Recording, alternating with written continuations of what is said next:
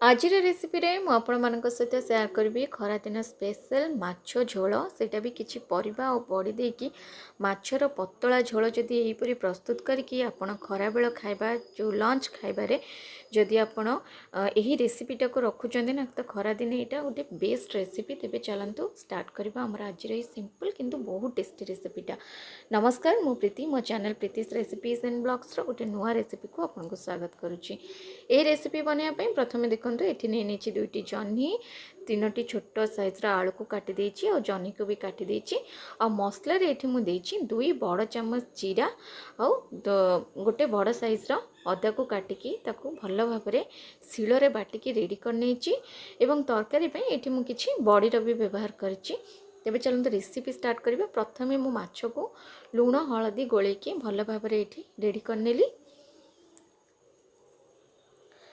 तापर आमे प्रथमे तेल गरम हो सारा तो तेल टिके मुझे अधिका देछि कारण स्टील कड़ाई रे करुछि तो काले माने तले लागिबार संभावना थाए से तेलर क्वांटिटी टिके अधिका अछि। तो प्रथमे बड़ी गुडी को मुझे देखो मीडियम फ्लेम रे ये फ्राए करनेली एवं बड़ी गुडी को आमे बाहर करनबा। तेलटा देखिए लास्ट जदि तेल माने माछटा फ्राए कला परे तरकारी पई जदि तेल अधिका थिबो ताले ताकू टिके बाहर करनेबी अथच जदि समान हो तरकारी पई तो से तेल रे ही करनेबी। तो ये बड़ीटा को फ्राए करके मुझे बाहर करनेली। तापर बर्तमान ये तेल रे आमे माछ गुडी को भल भाबरे भाजी नबा।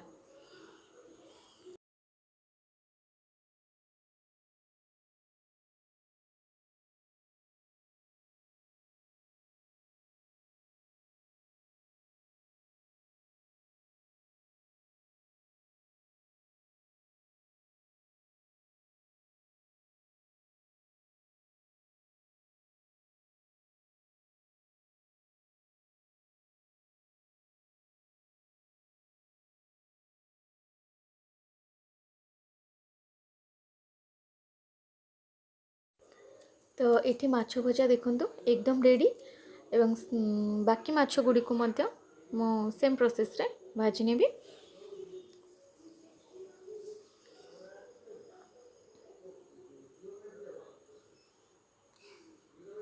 तो ये देखंतु सबु माछ ये भाजिकी मु रेडी कर नेछि। तो ये देखंतु से तेल रे मु ये देदेली हाफ टी स्पून कला जीरा आउ ये देदेली तीनोटी कंचा लंका एगुड़ी को हल्का लो फ्लेम रे टिके नाको भाजी नबा और जीराटा को टिके भल भाबरे फुटिबा को दबा। जीरा गुड़ी को भल भाबरे फुटी सारा परे ही कंचा लंका एथिरे देबे एवं कंचा लंका को बेसी आमे भाजीबानी अल्प टिके भाजी सारा परे एथिरे काटिकी रखिथिबा जन्ही आउ आलू को देकी टिके भल भाबरे गोळे नबा। तापरे यहा को घोड़े की लो फ्लेम रे किछि समय भाजीबा।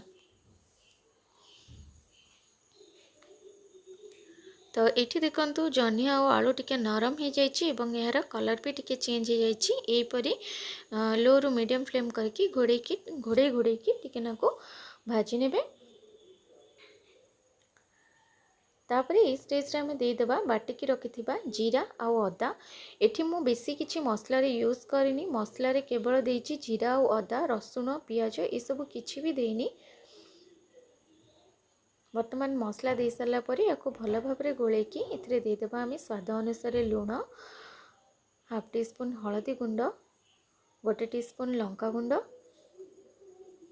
तापर या पुणी थे भल भाव गोले नबा।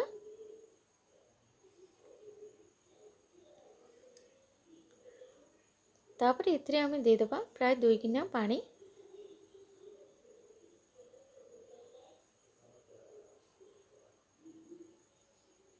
एवं यह टिके भल भाव गोले नबा। तो आपण देखिपे कि यही माछ तरकारी मु मसलार परिमाण बहुत अल्प देछि केवल जीरा और अदा नहीं पियाज रसुण व्यवहार करनी आ फुटण रे ये कला जीरार व्यवहार करछि। आपण चाहिले पंच फुटण भी दे पारंती किंतु खाली कला जीरार मध्ये यार बहुत बढ़िया फ्लेवर आसी थाए। तो ये देखंतु झोलटा केते पतला हेछि आ केते माने बेसी मसला मसला लगुनी एकदम हल्का लगुछि। वर्तमान आलू और परिबाटा पूरा सीझी जाइए स्टेज रे मु भाजिकी रखिथिबा माछ गुड़िक देदेली।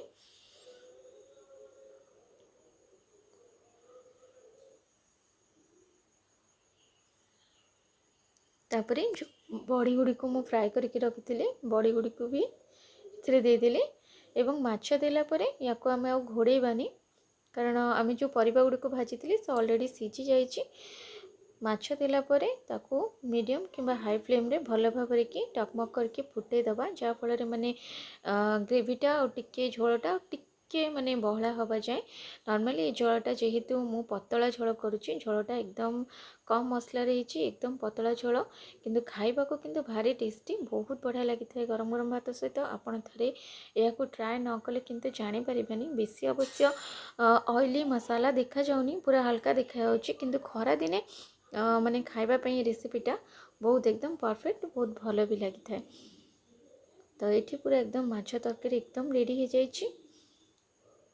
ये मु सर्व कर नौछि गरम गरम भात सहित आपण भी जदि माछरे यही रेसिपी सिंपल रेसिपी जदि ट्राए करना ताले थरे निश्चय ट्राए करके देखंतु।